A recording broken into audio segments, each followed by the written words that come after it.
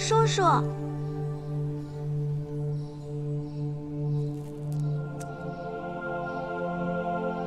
母亲说，无论是病了、伤了、饿了，只要不是死了，就要吃东西，吃饱了，有了力气，才有希望。叔叔，你还没死，就吃吧。你能吃就好了。夫子说，活着就是好。你醒过来了，快吃吧。夫子又说，笑着日子容易过，黑夜将近，必见晨光。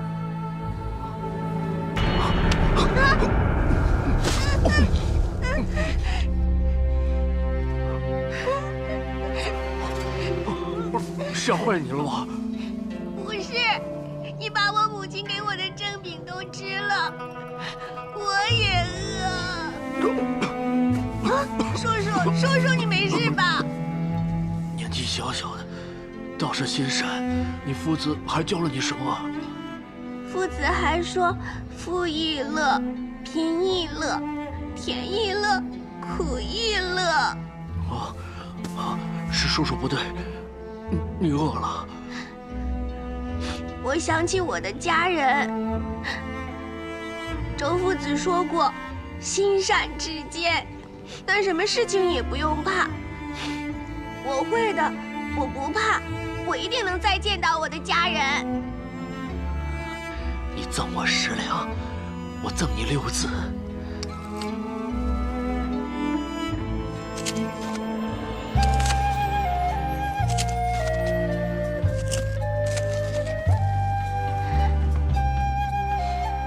这6个字，与你夫子所教的融会贯通，你将会一生受用。不争，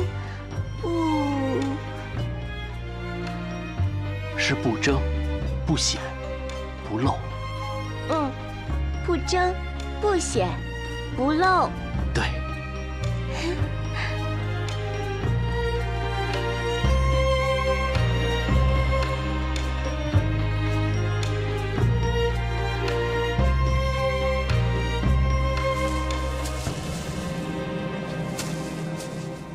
叔叔。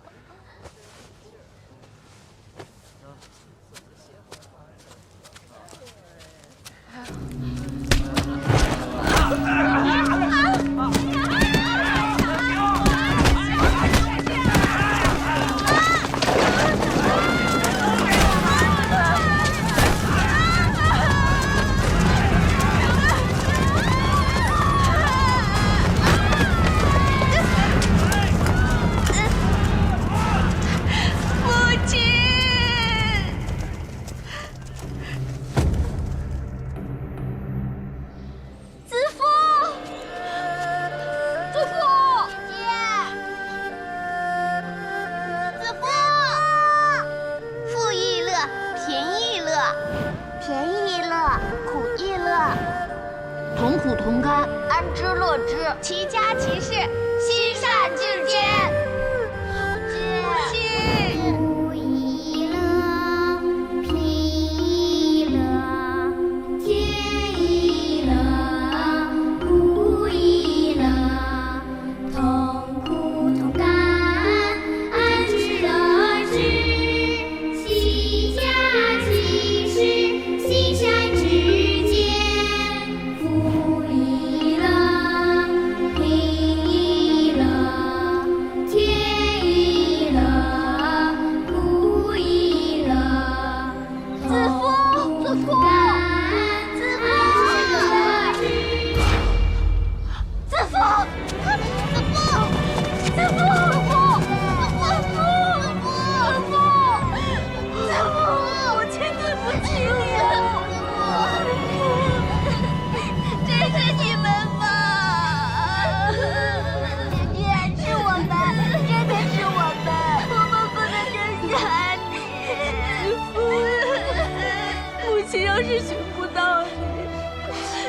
这辈子也难心安。我们是一家人，无论多么苦都要在一起过。以后我们谁也不能丢弃谁。我们一家人心连心。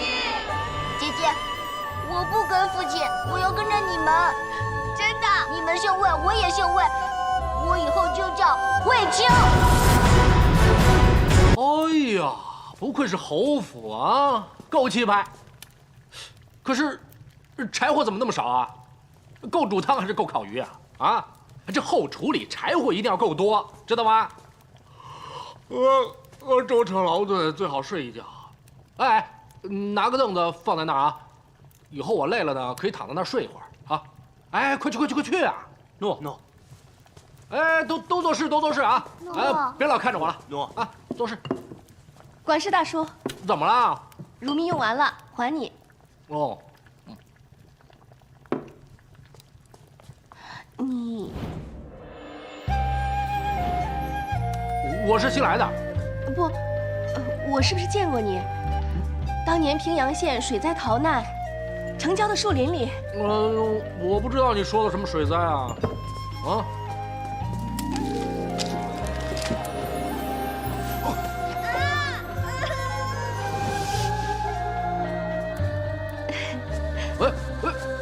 我认得你手上的疤，就是你，我是当年那个丫头啊。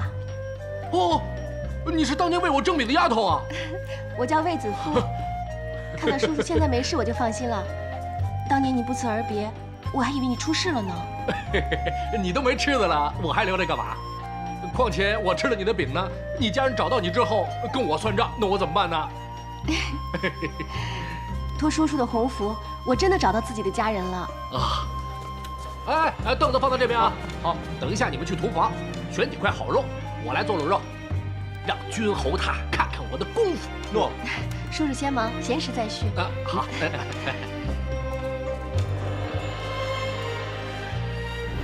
苦亦乐，贫亦乐，甜亦乐，苦亦乐。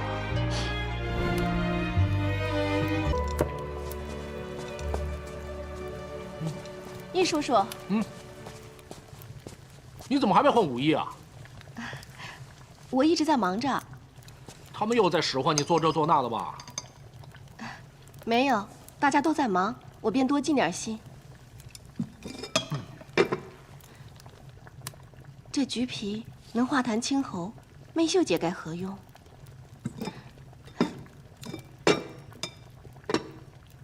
易叔叔，你知道大嫂还有山楂放在哪儿吗？妙如她心神不宁，让我……哎呦，好了，你呀，快去为自己装扮一下吧。我见他们平日里就对你百般嘲弄，现在该你要预备出场了，他们又使唤你做别的。哎呀，你何必为他们这么劳心劳力的呢？子夫本就是婢女一名，这些本该由我来做，是因为之前我的好姐妹沈家拉着我一起报选女乐，又无端被选中了，这才成了下品歌姬。再说了，我也只是一个候补的，根本就没有机会现眼。哎，找到了。你真的甘心当一辈子婢女啊？世事皆有机缘，若没遇见，也甘之如饴。只要一家人能在一起，安之乐之就好。当然了，还要加上不争、不显、不露，才能一生受用啊。哦，果然是个受教的丫头啊！我跟你说，你的眉目灿如日月，将来平阳府都藏不住你啊！长厨的，皇上已经进城了，公主问一切是否准备妥当了。哦，那你快去，别妨碍我啊！哎，快！哎，我这边一切都准备妥当。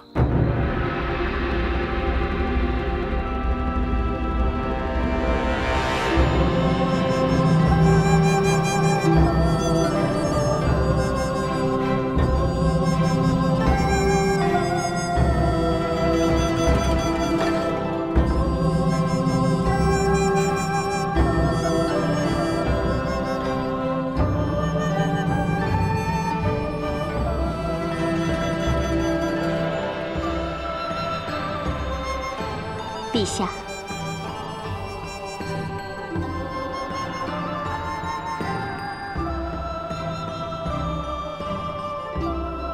陛下亲临。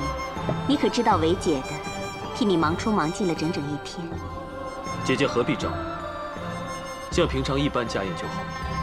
我只想弟弟心里欢畅，能开怀快乐一番。姐姐费心了。既然知道姐姐费心的话，就别再愁眉深锁了，专心赏舞听曲吧。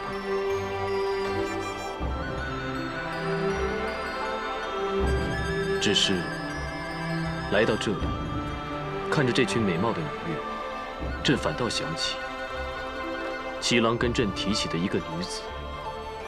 是谁家女子能让弟弟如此牵挂？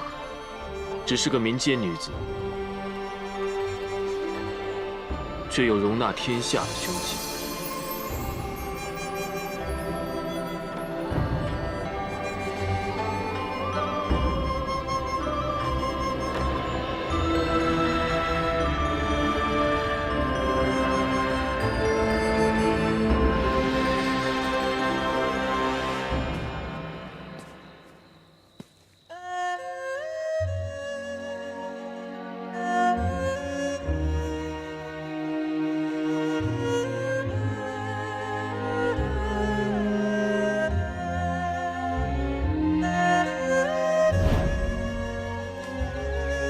学过的字要时时写写练练，才会记得牢。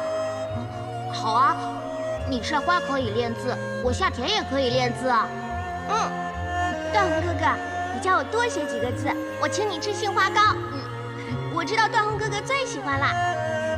哎，好，你也吃。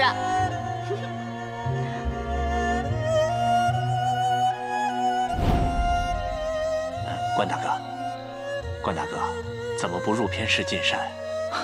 啊，随意走走而已。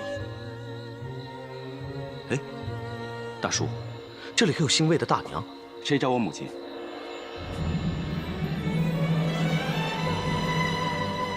你不会是郑清吧？我是段宏哥哥。段宏哥哥，段大哥，段大哥，没想到在这儿见到你。我现在不姓郑了，改跟母亲姓，我叫魏青。哎，那你姐姐子夫呢？自从母亲去世以后，姐姐跟我一直住在这平阳府里。我没给你选了一些繁重的珠翠，怕压着发髻，反令你紧张。看我这个好看吗？平日那些上品的姐姐可嚣张了，今天个个都垂头丧气的，皇上一个都没看上。乖女儿，这可是你的大好机会哦！待会儿到你献艺的时候，记得别人俯身你就抬头，弄点花样让皇上看见，知道吗？快出去，快出去了，到你们了，快点出去。走吧。子夫，我有点害怕，我觉得我好像说不出话来了，腿好像也动不了了。别怕，你跳得那么好，有什么好怕的？就是，别怕啊！哎呀，你别妙如管他了，待会儿啊，好好跳，千万别紧张啊！你没事吧？我难受。后来啊，我们就长大了，常总管看我们还算机灵，就把我们分配给平阳侯府办事。现在姐姐该忙着帮大伙装扮，准备上场呢。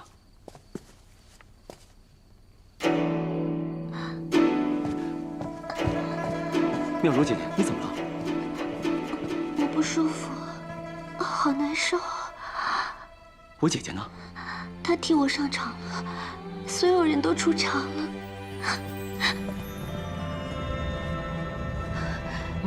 你不是说没机会上场献艺吗？妙如身体不舒服，我顶替她的。你就这样登台献艺啊？出差呢？挂饰呢？我匆匆换了舞服便赶过来了，没关系，反正我只在后面敲磬，不引人注意，别坏了他们演出就好。哎呀，你只会为别人着想，也该为自己打算一下啦。哎，你就算是站在后面，你也不能这样上去啊，是不是？佳儿，你一定行的啊！别紧张啊，快去吧。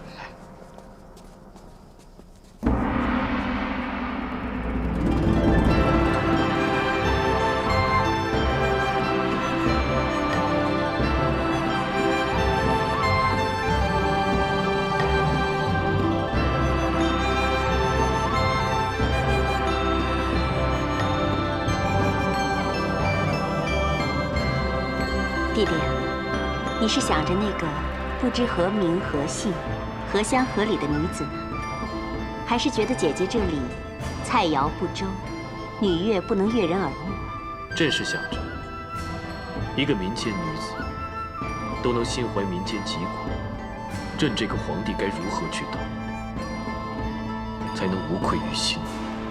既然你来姐姐这里，就该把一切烦心事丢开，否则的话，就枉费了姐姐的一番心思了。姐姐为朕解闷，朕很感激。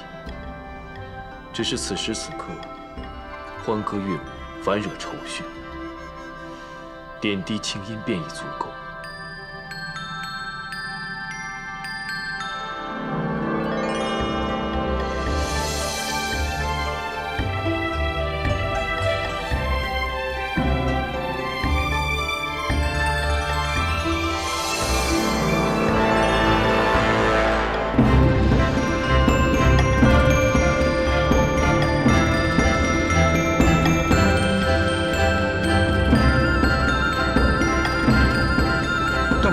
敲磬的那个就是我姐姐。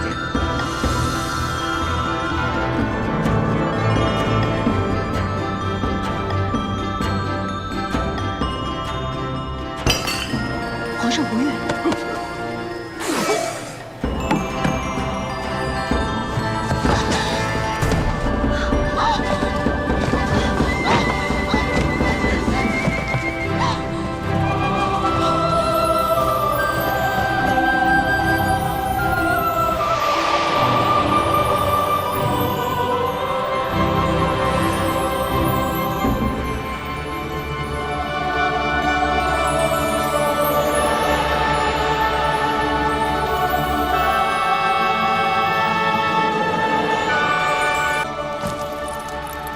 你们学艺不精，扰了皇上的雅兴，还不快求皇上恕罪！求皇上恕罪。没事。谢皇上。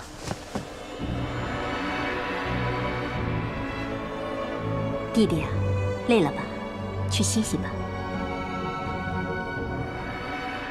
姐姐会给你找一个心灵乖巧的，去侍奉弟弟更衣。好。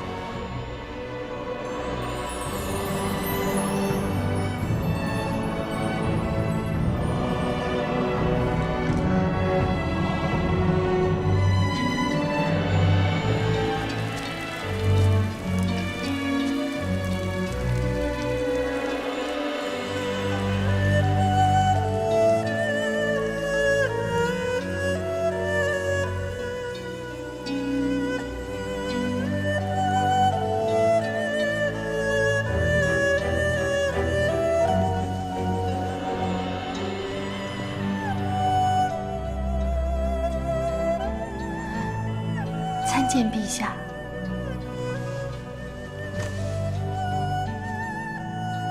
起来吧。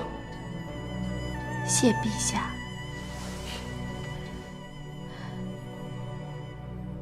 奴婢卫子夫来侍候陛下更衣。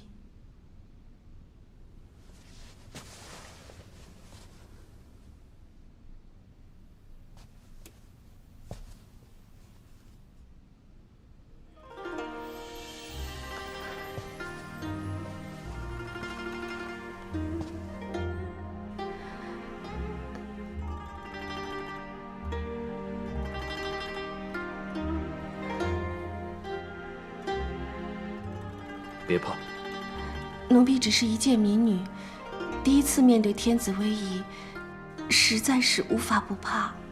天子威仪，有这么可怕吗？陛下受命于天，统四海之图计，掌天下之生死，谁不震慑呢？好，答得得体，能言善道。读过书吧？回陛下，奴婢没有读过什么书。你可比朝中的一些大臣更知道何为天子。奴婢只是听君侯和公主说的。哦，听说的。那朕倒想听听，你心目中的天子又是什么模样？那奴婢就斗胆胡言。奴婢觉得姬贵为天子，应心系天下，体察民情。怎么不说了？觉得朕不是体察民情的好皇帝，还是觉得朕被蒙在鼓里而不知情？奴婢不敢。那你倒说说，外面百姓的生活是如何？看朕是否真的被蒙蔽了。百姓苦饥寒，但官员却加以逗弄，引百姓逐今晚。苦饥寒，逐今晚。你怎会知这6个字？奴婢曾受丞相窦婴搭救之恩，以这6个字回谢窦丞相。原来就是你，朕这几日思之念之的人，就是你。上天对朕实在是太好了。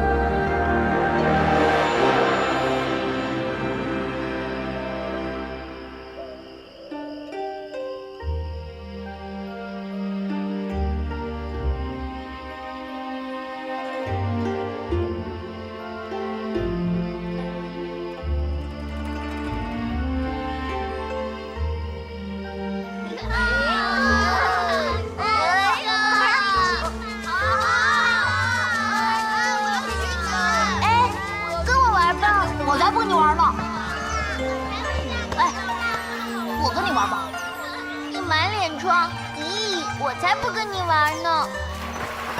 大红哥哥，大红哥哥，啊，我跟你玩，我当你的新娘。好啊，来。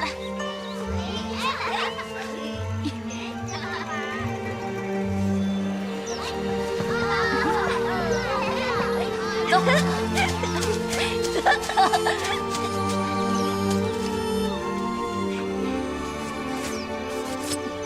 这个送给你。好。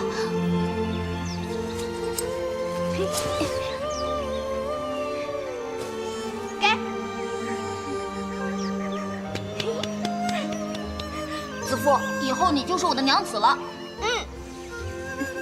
从此以后，我们永远在一起啦。嘿嘿。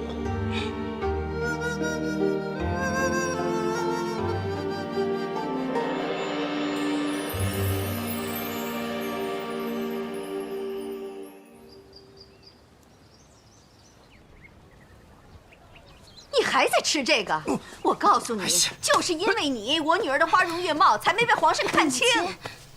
母亲，你别这么说，以我的才貌，能当上个中品就已经是万幸了。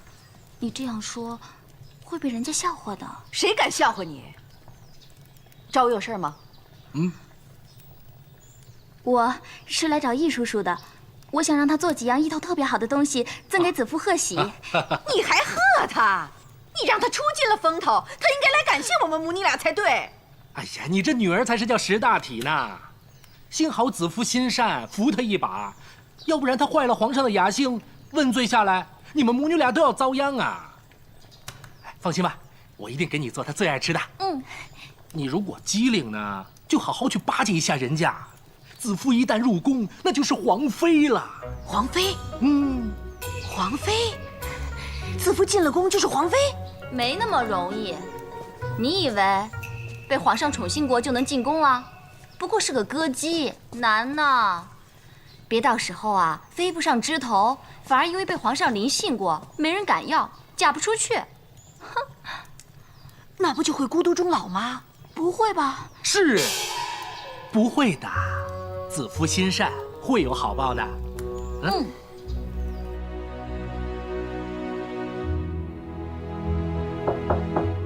姐姐，你在吗？姐姐，进来吧。姐姐，姐姐，姐姐一切都好，弟弟不必担心。对了，你还记得他是谁吗？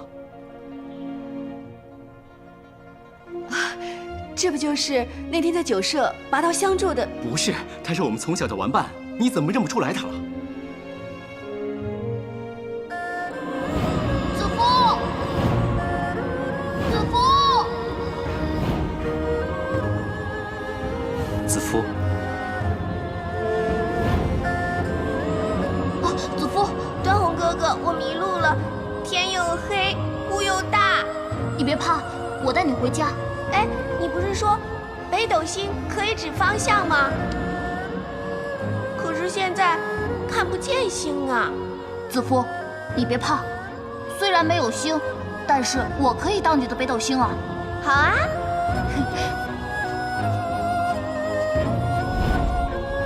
你是段宏哥哥？你还记得？忘不了，忘不了。子夫每当在荒野或者遇到不开心的事情，就会想起段宏哥哥这颗北斗星。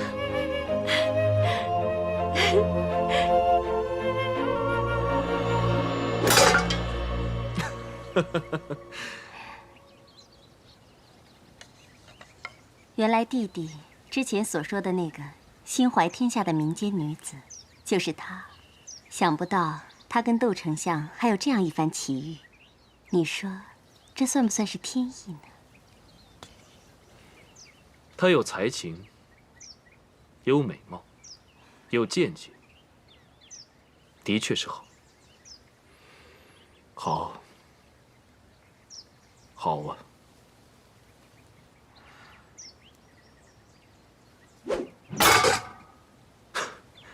果然好。既然她这么好，弟弟可曾想过把她带回宫，将来就让她常伴君旁？难道弟弟顾忌皇后，妒忌心重？姐姐说的，弟弟所记的不止皇后一个人。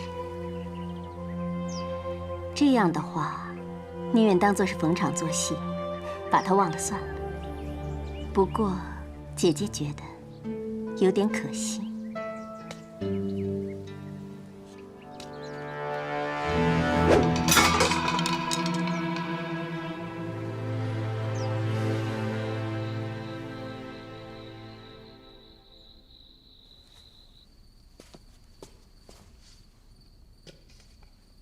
谢陛下，谢陛下，谢陛下。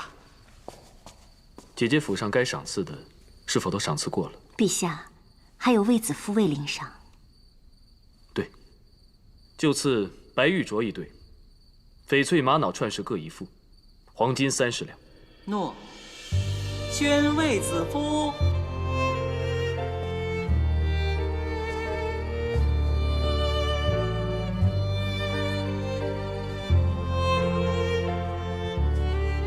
朕明日一早便启程回宫。陛下和随人的行装都已经准备好了。好。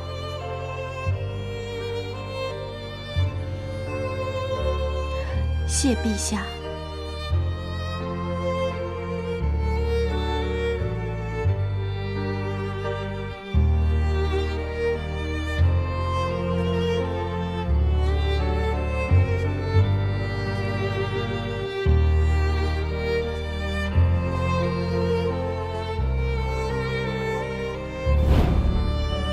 一个民女都能心怀民间疾苦，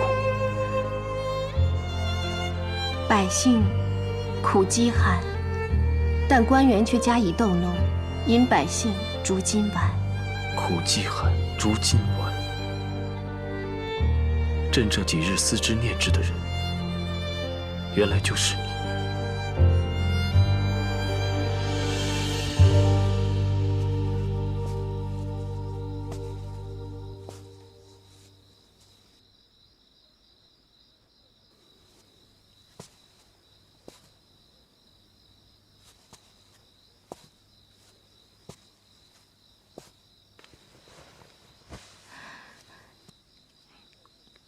奴婢叩见陛下。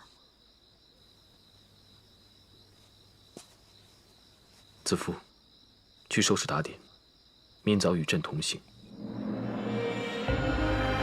朕希望你陪在身边，见证朕改写“苦饥寒，逐金丸”这6字。谢陛下。朕会请公主安排，选个人陪你进宫，互相照顾。公主说，你与弟弟卫青2人姐弟情深，那就让他一同入宫，在建章宫当差吧。陛下爱屋及乌，奴婢。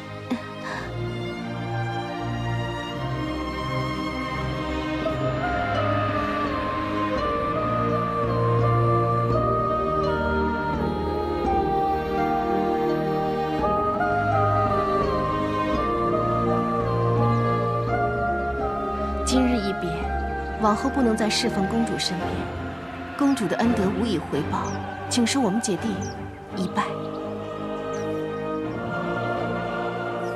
都起来吧。卫青，你要尽职尽取，记住，不要辜负皇上的赏识。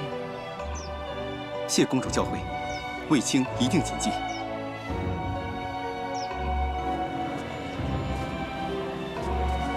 子父啊，你能够进宫，着实不易。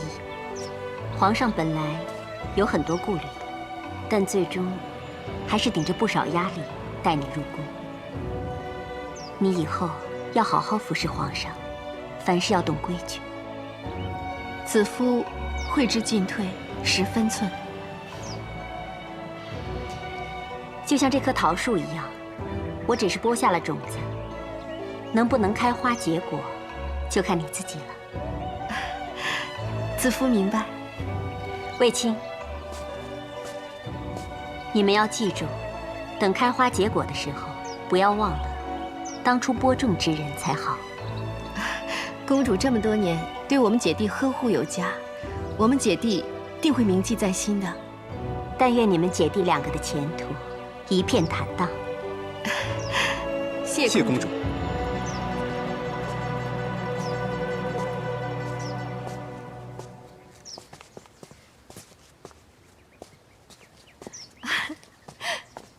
段大哥，子夫，准备好了吗？我是来护送你入宫的。方才常总管跟我说，会有位关大哥来安排我入宫的车马行程，没想到，竟然是段大哥你。我也没想到，竟然会护送自己的童年挚友入宫为妃。有段大哥护送，子夫就像有哥哥护送一样，安心。安心就好。子夫，虽然你入宫以后就贵为帝妃，但若你不嫌弃，这辈子我都是你的段大哥，一生守护你。感谢上天的眷顾，能让我有你这样一位英武侠义又关怀备至的大哥。谢谢你，段大哥。既然你是我妹妹，卫青也就是我弟弟，他此去建章宫当差，我一定会好好照顾他的。那弟弟就拜托你了。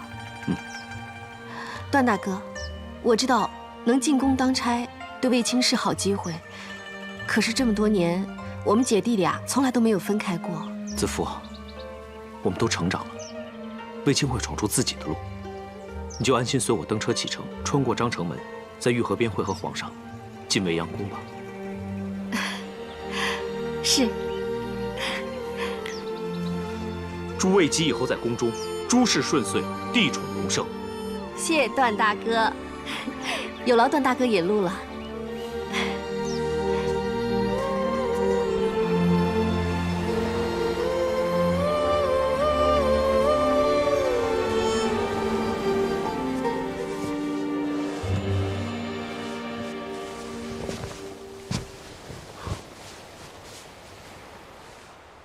一路舟车劳顿，从平阳府进宫，辛苦吗？不辛苦，有段大哥的妥帖安排，一切都很好。段大哥？是啊，幸亏陛下临驾平阳府，不但让子夫承蒙圣恩，也让我重遇童年因水灾而失散的儿时旧友。原来冥冥之中，朕与你早就有丝丝点点的牵连。上天让你居于平阳府，又让你遇上窦丞相，并写下触动朕的苦饥寒、竹金丸。如今你那位段大哥，又是朕的侍卫，朕之前还颇为忧虑，不知带你入宫是福是祸。但是既然上苍都如此安排，看来朕的决定不会错。子夫，你注定就是朕的女人。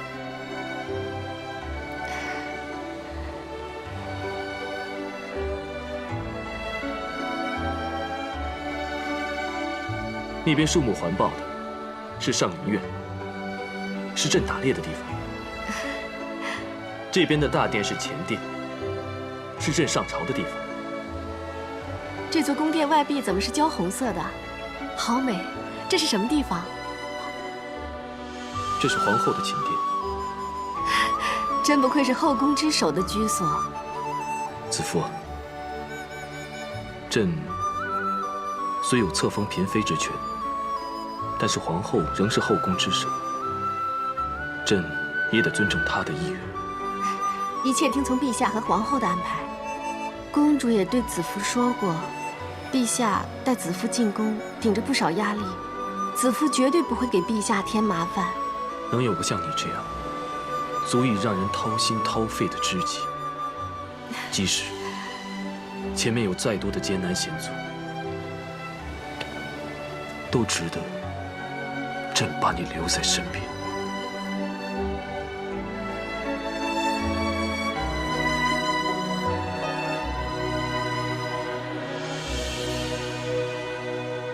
自皇后离宫，种种下雨之象频频出现，足以证明皇后不在，风雨便来呀！皇后驾到！皇后驾到！皇后请安！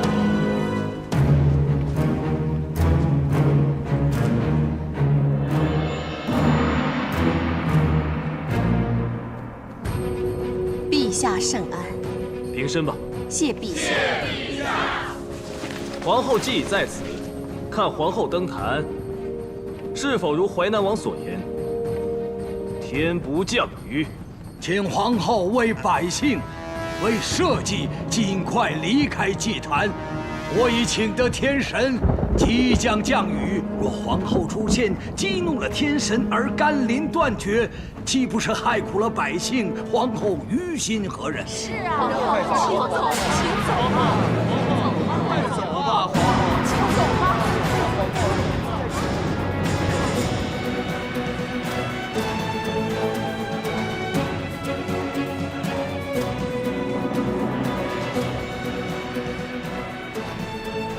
若我离去能换风雨，我绝不久留；即使以我性命能换甘露救万民，我也绝不苟活。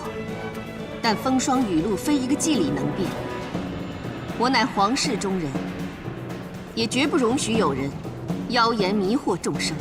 天要降雨，非我一人能阻；天不降雨，也非你淮南王一人能变。今日你我就在此。以天作证，看看孰是孰非。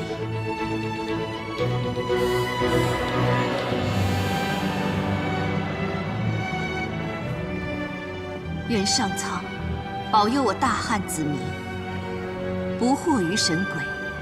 我愿在此雨中同忧同欢，一同恭候甘霖，牧我百姓。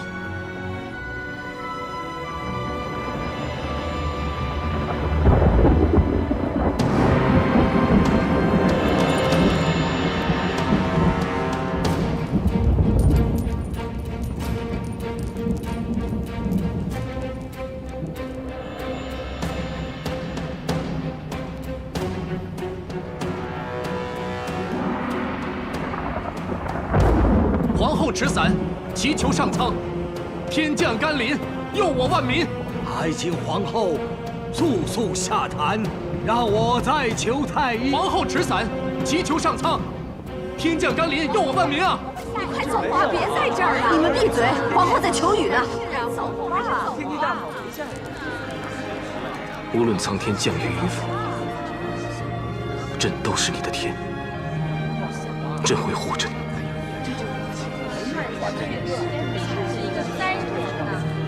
帝后同心，善行佑民。帝后同心，善行佑民。帝后同心，善行佑民。帝后同心，善行佑民。帝后同心，善行佑民。帝后同心，善行佑民。帝后同心，善行佑民。苍天，请先别降雨，待皇后走了以后再降雨。抱抱我的娇儿啊，苍天！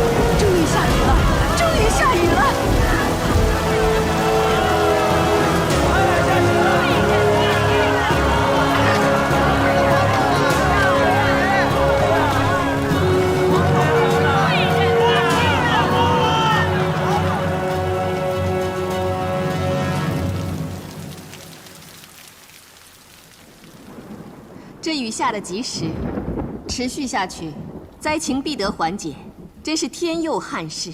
最及时的，是姐姐赶在下雨前登坛，破了灾星之说。那淮南王也真是狡猾，一见到下雨，便即刻跪地谢天。就是啊，好像这雨是他求来的。他自说自话罢了，皇上一定不会放过他的。哎呀，喜娘，你当上了将军的外姑，果然不同啊，事情看得更通透了。怎么比得上你呀？忽然饱读诗书，天文地理样样都懂，就凭一条蚂蚁路就知道大雨要来，真是神机妙算呐！哎，你明明是在夸我呀，怎么语气听起来像是讽刺呢？夸得那么不甘心呢？这次啊，我们真是拜服易叔叔呢。如果不是易叔叔，刘安的计谋就得逞了。不但皇后会成为灾星，连皇上的名声亦会受损。如今姐姐能转危为安，全仗易大叔了。哎，能转危为安，全是因为皇后心善，上天有眼。全仗易叔叔机智，以刘安之矛攻刘安之盾，用他写的天文训，让百姓看清事实，免于迷信。别再夸我了。其实呢，其实我们大家都有功劳，怎会全仗他呢？卫青上坛拖延的刘安祭天是义功，还有段大人保驾护航，及时将皇后送到祭坛那里。还有皇上呢，英明决断。我禀报说要下雨了，皇上便即刻部署一切，使刘安一败涂地，痛快。还有我呢，你有什么可以邀功啊？我和佳儿一直呐喊助威，说皇后持伞，天降甘霖，帝后同心，善行佑民，喊得声嘶力竭的，还拉着其他人一起喊呢。卫青，你说是不是应该记一功？好了，你们个个都有功，皇上一定会牢记的。皇后白敏来报，说皇上召见。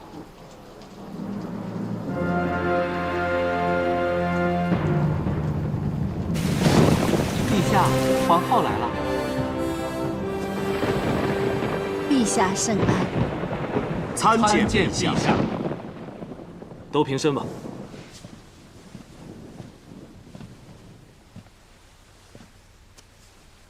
先前委屈你了。有陛下英明部署，和大家协力相助，不但臣妾保住了清明，连万民也不受迷惑，臣妾不觉得委屈。段宏、卫青，你二人的功劳，真要好好赏赐。臣不敢。陛下，此次最大的功劳，应该归于易叔叔。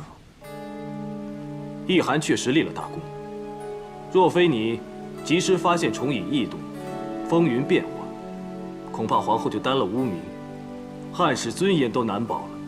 小人不过一介草民，只是有些民间的小智慧，能够看出天降甘霖，也能够看出帝后同心。难得你不鞠躬，但原来民间小智慧也有干石心经和淮南子天文训。你虽是一名厨子，但学识渊博，深不可测呀。回陛下，草民只是学以致用，并非深不可测。无需谦逊。满朝文武大臣，竟不及一个厨子。看来你也非厨子这么简单吧？朕欲赏高人，但越想越不明白，高人已在皇后身边多年，为何不趁机相助于朕？难道是朕愚昧，或是朕的仁德不足以让高人效力？陛下，小人只是区区的……不用辩白了。这世上只有两种人，不为皇帝所用：一是逃避刑责的犯人，二是包藏祸心的敌人。说，你到底是哪种人？多年来潜伏皇宫，居心何在？易寒，答话！你到底是逃刑犯人，还是朕的敌人？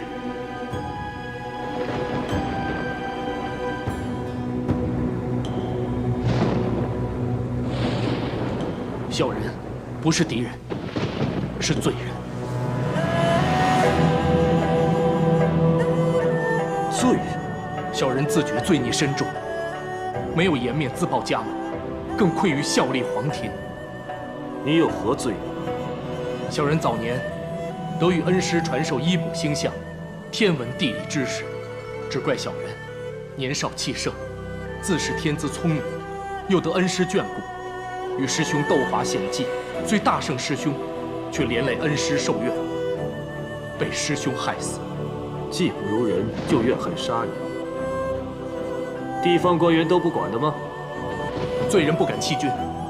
师兄事后虽受诛，但毕竟恩师是因小人而死，所以小人从此起誓，以后隐姓埋名，与世无争，并以火烙之印明志，以切肤之痛，时刻提醒自己。陛下，臣妾愿担保易寒为人。臣妾儿时已与易叔叔相遇，得其不争不显、不露之慧。此后安身立命、待人处事，皆以此6字为依归。不争、不显、不露，确是皇后言行态度。如此说来，皇后统领和乐后宫，易寒也有提点之功了。小人不敢，皇后本性仁厚，何须小人提点？这只是皇后谦虚敬老之词而已。陛下，易叔叔不只教臣妾处世之道，臣妾深知得蒙帝宠，也得助于易叔叔。当年水灾后断粮，皇后小小年纪，却将仅有的蒸饼相赠，救小人一命，舍己遗德，叫人折服。多年后重遇，皇后谦厚如昔，而且更见贤惠。适逢陛下驾临侯府，小人见陛下神色有情意，所以你就以一立国府，助我显身于陛下。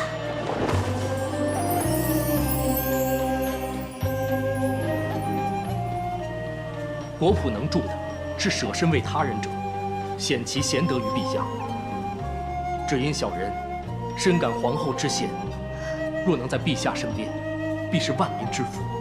当日我出宫，易叔叔赠我挂饰，好让陛下发现我，留住我。陛下，易寒不止帮皇后，也教导臣各种行军为将之道。臣远征西域，可以因地制宜而取胜，易寒也是有功劳的。你方才说要与世无争，可为何要留在宫中多年？当年易寒仅为平凉侯府的厨房管事，是公主为了帮姐姐才把她引荐入宫。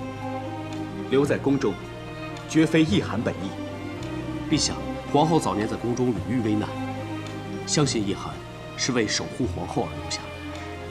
陛下，臣妾亦敢担保，易叔叔这么多年照应臣妾，绝无邀功之心，更无争权显明之图。你们都不用说了，你自己说。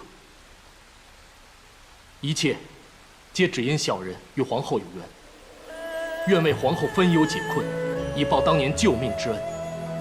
本来皇后母仪天下，小人以为可以告老而去，却与皇后遭奸人所愿，背负恶名，小人只好为世登坛。陛下，意涵虽隐瞒身世，但臣敢担保，他对陛下忠心。这次若非意涵洞悉淮南王诡计，并及时登坛揭穿，皇后恐难洗不祥之名。这次意涵洞察先机，确实功不可没。既然你熟知天文，朕就封你为太史令。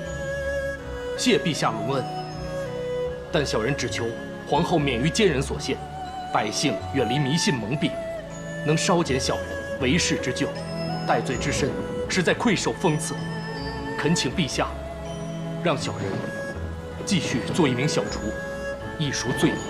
既然你不要功名，朕就赐你宅邸，让你安居乐俗。谢陛下圣恩，小人感激不尽。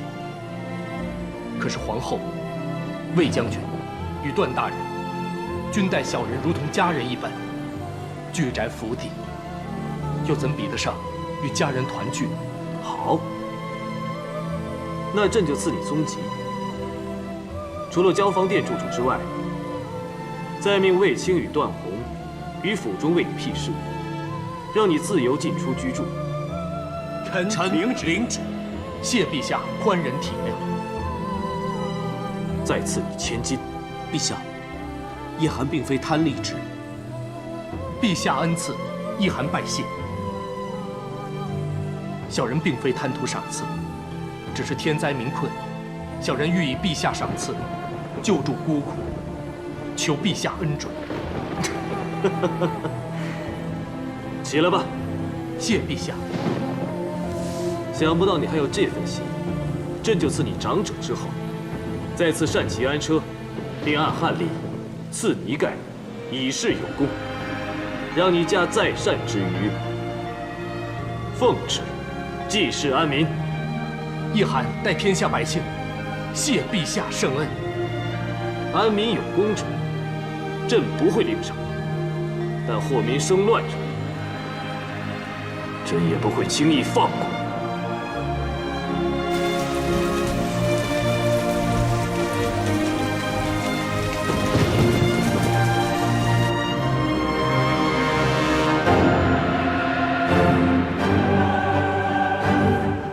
启禀陛下，淮南王刘安带到。罪臣刘安向陛下请罪。请罪？擅离封地，迷惑百姓，诬陷皇后，动摇民心，你请的是哪一条啊？臣自负精通黄老之术，略识天文，梦中又得仙师嘱托，为救千万黎民，所以一时情急，闯下弥天大祸。如今一场大雨，犹如当头棒喝，臣自知罪重啊！你确实罪重，足以让你身首异处。陛下仁厚，淮南王虽然有罪，但毕竟是为黎民百姓啊！臣恳请陛下从轻发落。丞相之言，臣不敢苟同。若人人以救民为由，触犯法纪，那律法何用？淮南王既犯死罪，不依法论刑，何以正朝纲？陛下，罪臣修道着书，一心为民谋福祉，自立淮南，只身入京求雨，虽无不轨之心，但以报必死之志，所幸天赐甘霖，民生得保，陛下与皇后生育得彰，罪臣死而无憾，臣甘愿伏法。好，既然你认罪领死，朕成全你。来人，且慢。陛下，孟曰：“民为贵，社稷次之，君为轻。”臣虽一介武夫，也曾幼承庭训，知道即使出将入相，也要以民为先。淮南王虽未遵守社稷纲纪，冒犯天子皇后，却有恩于民，望陛下三思。段大人乱借圣贤之言护短，实属荒谬。民为贵，所以要以法保民安民。若违法不成，先例一开，他日更多无法无天之事，只会伤民害民，更甚。家父常言，人谁无过，法理之中也允许将功抵过。淮南王素来贤德，护民之功罄竹难书，足以抵一次鲁莽之罪。陛下，淮南王以性命作注，可见其为民之心呐。况且淮南王年岁已高，只身入京又劳碌病弱，故云老小不当行，请陛下赦免其罪。好一句老小不当行！淮南王刘安擅离封地，迷惑百姓，诬陷皇后，论罪当斩。乃念一心为民，赦其死罪，着令即日离京。谢陛下圣恩。孤念刘安年迈，不宜长途奔波。此班纠同帐，因是老者，特准在淮南安享晚年，无需再入朝觐见。谢陛下。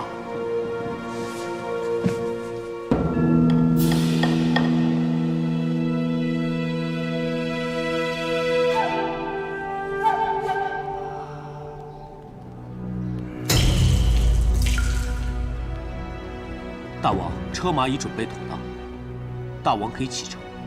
皇上口说无需觐见，实则是不准我再进京。寡人恐怕以后再也没有机会登此城楼，还请段大人见谅，让寡人再多看几眼长安吧。大王真乃性情中人。段大人不畏天威，为我说情，才是性情中人。段大人仗义直言，请受寡人一拜。哎，大王请起，段宏不敢当。其实段某为大王说情，非因大义，是为思念。段大人有何事请说。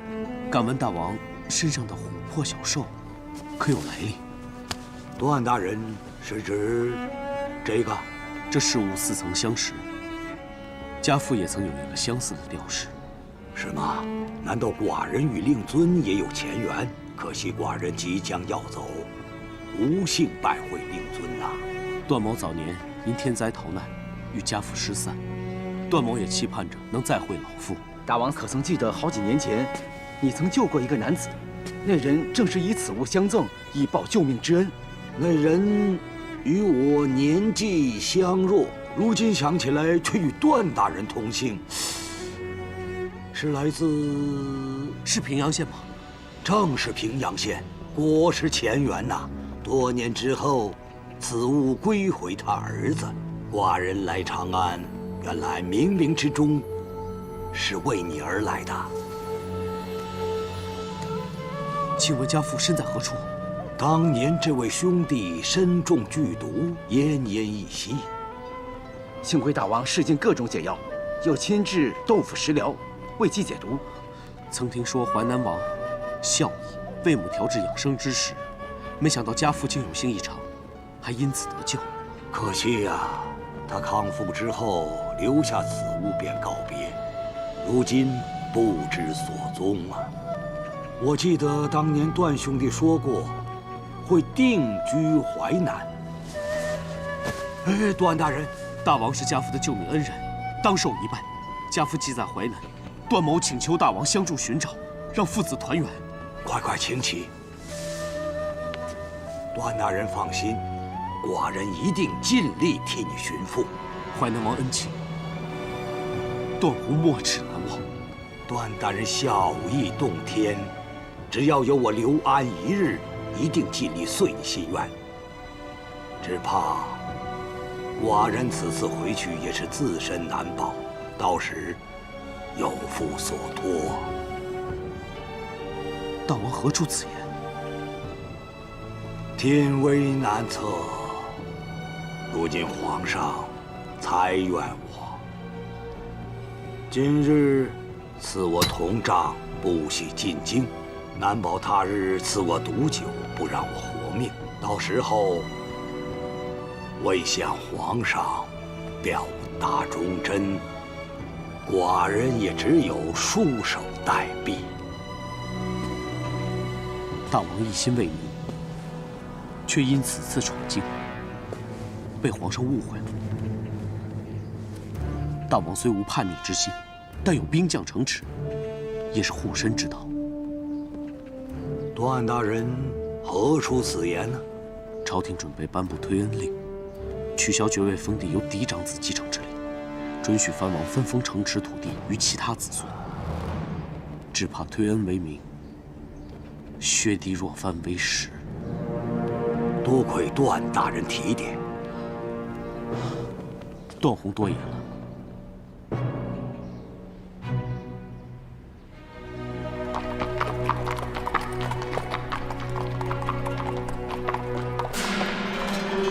堂堂一个郎中令，据说还是皇上的宠臣。嘿，没想到居然是个蠢材。大王三言两语就让他信以为真了。这有何难？与他相遇是天赐良机。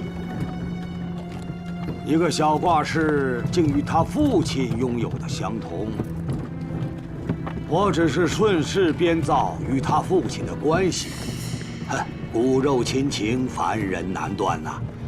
更何况他与父亲失散多年，情之所至，当然属于防备。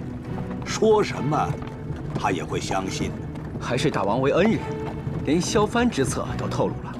说他父亲在淮南，他以后自然会主动来亲近。他是郎中令，手握长安，守卫重权，能与此人相交，日后必有大用啊！大王英明。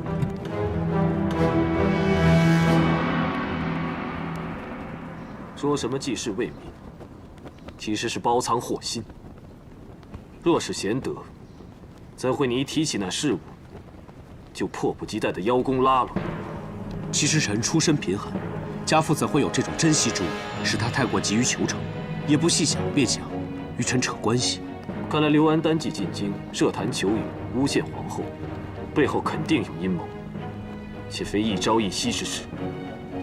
将一切连起来，臣不禁觉得，当日冠夫与窦丞相所指，有人与田汾勾结谋反，说的就是淮南王。朕也是这么想的，所以才不得不放他走。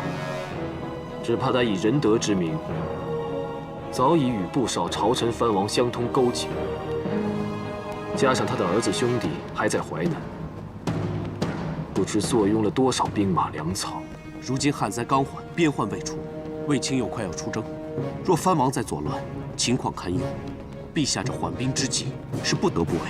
希望这次放他走，能以他作饵，牵出其他乱臣党羽，让朕敬拜良机，一举连根拔起。要不然陛下先前在殿上随便一条罪名，都要他死千次万次。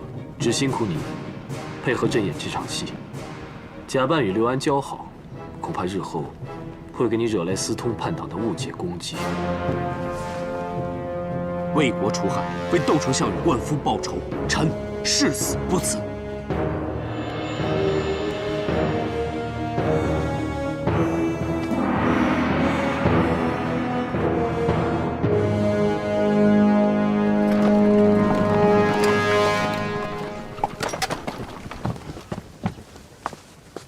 哎呀，出去走一趟就是累，还要一包米一包米的拿给灾民。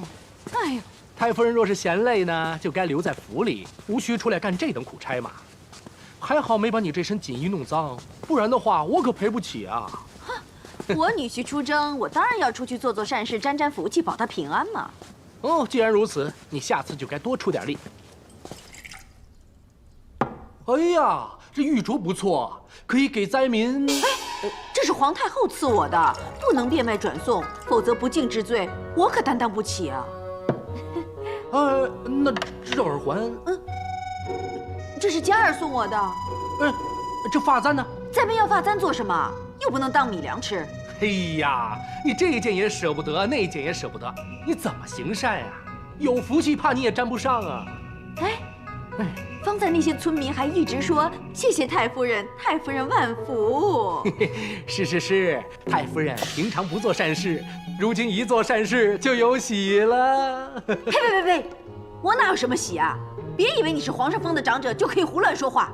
哎呀，你想哪儿去了？我是说你的女儿佳儿有喜了。我女儿有喜，谁都看得出来。她肚子都那么大了，还需要你说吗？那你又知不知道她这胎是男孩还是女孩啊？这个你也会算，是男还是女？快告诉我。是男还是女？都是喜，有这么重要吗？你是存心戏弄我，是你先开的头。你说是男还是女？不然跟你没完。说。生了，太夫人，夫人进宫看皇后时，在宫里生了。是男还是女？是男孩，母子平安。哎呀，真是苍天必应，果然积善之家必有大喜。好。哎呀！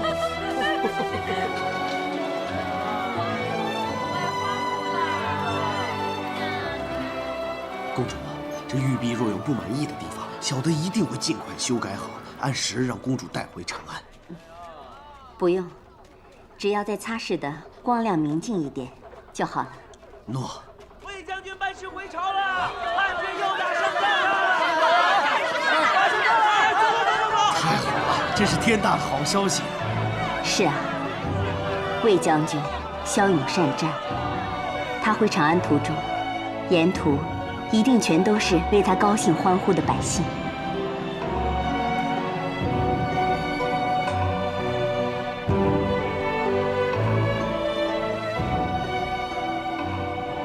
我大汉又打了一次大胜仗，实在可喜可贺。今晚侯王百官庆功大宴前，朕想先与家人唱句。卫青，臣在。边疆隐患暂除，属你功劳最大。你姐姐和夫人都以你为荣，朕就在他们面前封你为长平侯。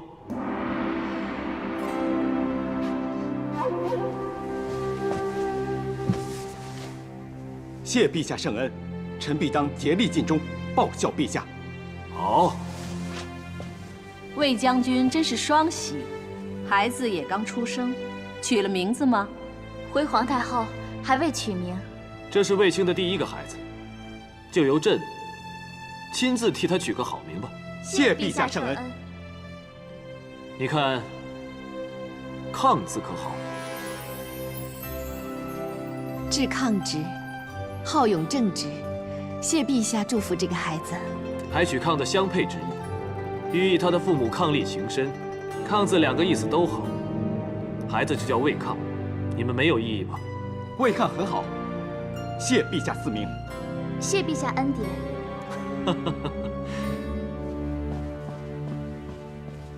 启禀陛下，汝阴侯求见。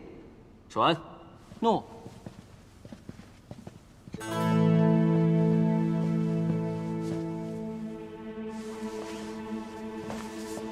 汝阴侯夏侯颇，参见陛下。免礼。国宴时辰未到，汝阴侯好早。臣因知陛下有家具，特意提前到来，为拜见皇太后与陛下诸位亲人。听闻魏将军骁勇善战，又一次为国取胜，臣在此贺魏将军凯旋归来。陛下，汝阴地虽小，但臣仍望为社稷出力，愿将此年封地的收入献给汉军，做粮饷之用。封地收入本用作侯爵俸禄，如今你在纳贡之外进献俸禄，真是难得。他日汉军在劫，朕必论你一功。夏侯坡不为功勋，只求与公主说几句话。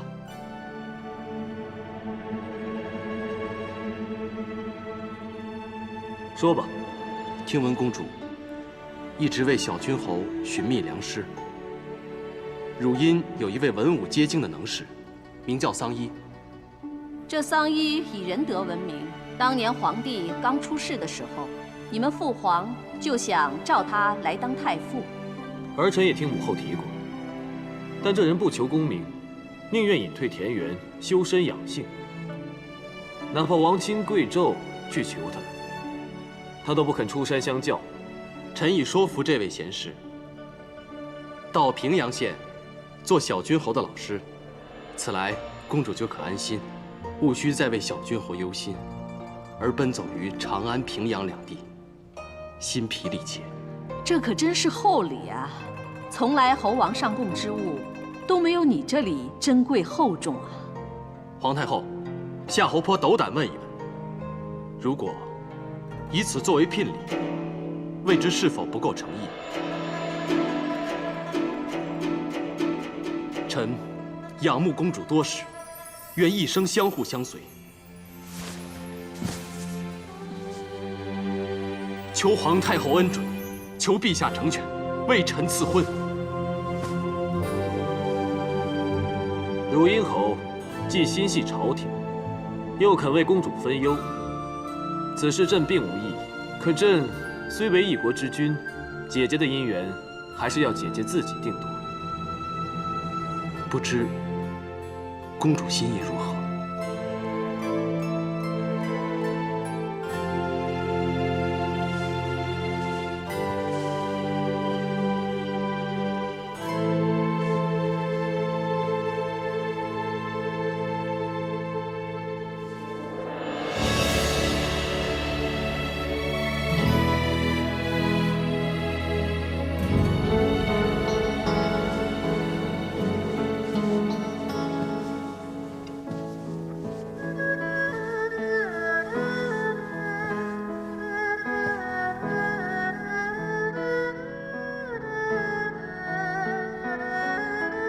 请陛下成全。准奏。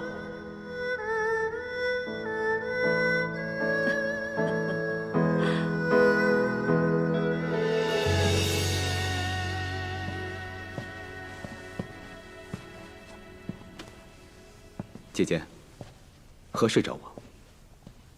弟弟坐吧。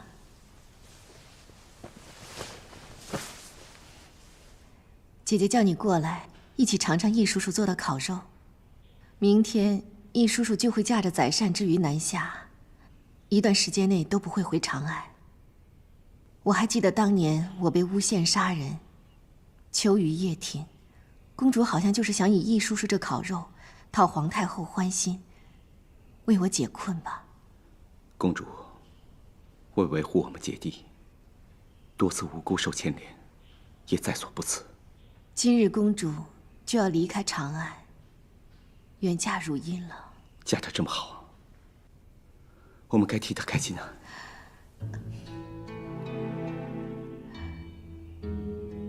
公主出嫁，弟弟心有不舍，是吗？不，怎么会？我是衷心的为她找到好归宿而高兴。汝阴侯出身世家，丰衣富饶，饱学识广，与公主可堪匹配。皇太后过去的思虑果然恰当。皇太后，她有问过你与公主的事情？那时盛传我与公主的谣言，皇太后曾召我入宫，臣以厉害。如今看来一切都值得，不然公主肯定会被人诬陷扶持亲党，把持外朝内宫，意图叵测。姐姐你这皇后也会受人非议。难为弟弟了。只是弟弟真能放下吗？当日确实放不下，但如今都释然了。不过公主性情刚烈，若知道真相的话，恐怕会对皇太后心生怨怼。弟弟放心，这件事只有你我知道，姐姐断不说半句。君后，当年将公主和小君后托付于我，现在不但公主幸福，小君后也觅得良师。如今，我也能够安心了。弟弟心中只有他人的托付，你自己呢？姐姐最想知道的是，你现在也幸福吗？姐姐放心，我和嘉儿过得很好。那就好。我只盼公主也能和我们一样，与夫君互相扶持，甘苦与共，喜乐同场。